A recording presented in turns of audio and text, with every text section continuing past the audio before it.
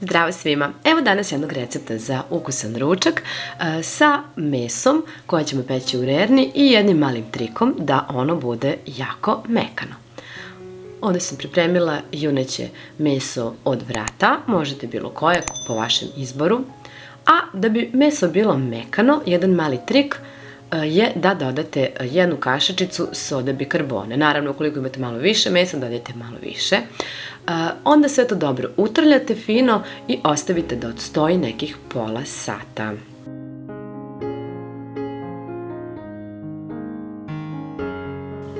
Prekriću ovako kesom i ostaviti sa strane, a umeđu vremenu dok ovo bude stajalo ja ću pripremiti ostalo.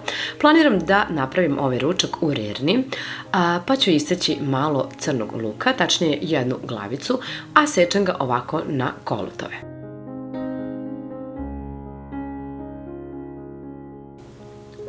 Nauljet ću pleh.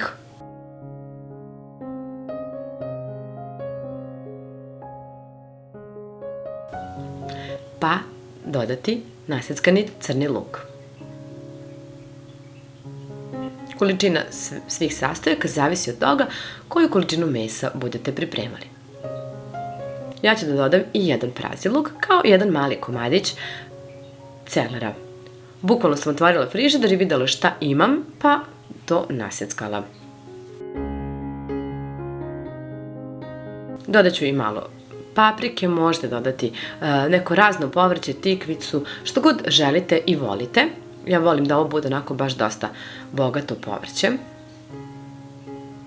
jer se ono lepo raspadne i to bude sve fino. Kada bih na kraju sve samlila, bio bi jedan odličan sos. Naseckaću i jednu šarkarepu. Ona će dati lepu slatkoću ovom jelu.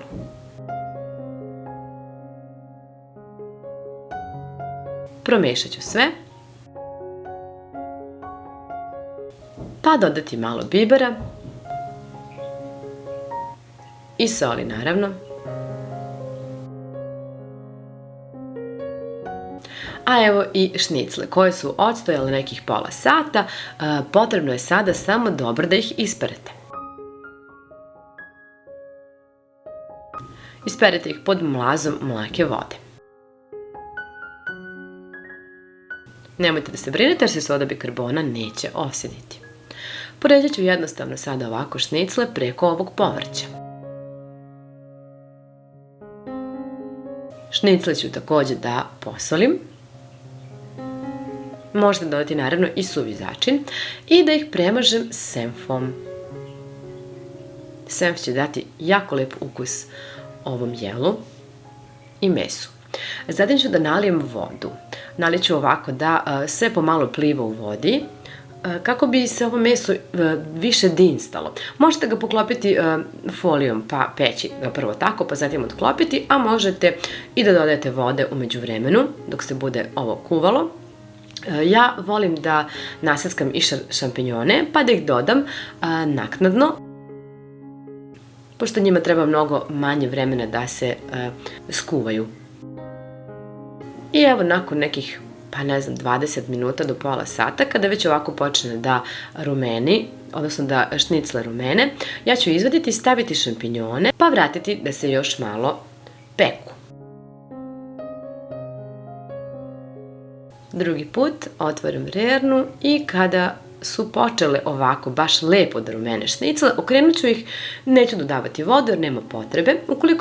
Ukoliko ovo mislite baš dugo da radite, onda možete da dodajete i vodu i više puta da okrećete. Ja ću okrenuti šnicle samo jednom i evo, kada su se ispekle i sa druge strane i lepo porumenile, meni je ovo sasvim u redu. Uz pire krompir i lepu salaticu, mislim da je lep i ukusan ručak za koji se niste mnogo pomučili. Puno vas pozdravljam, ostavite jedan like. Ćao!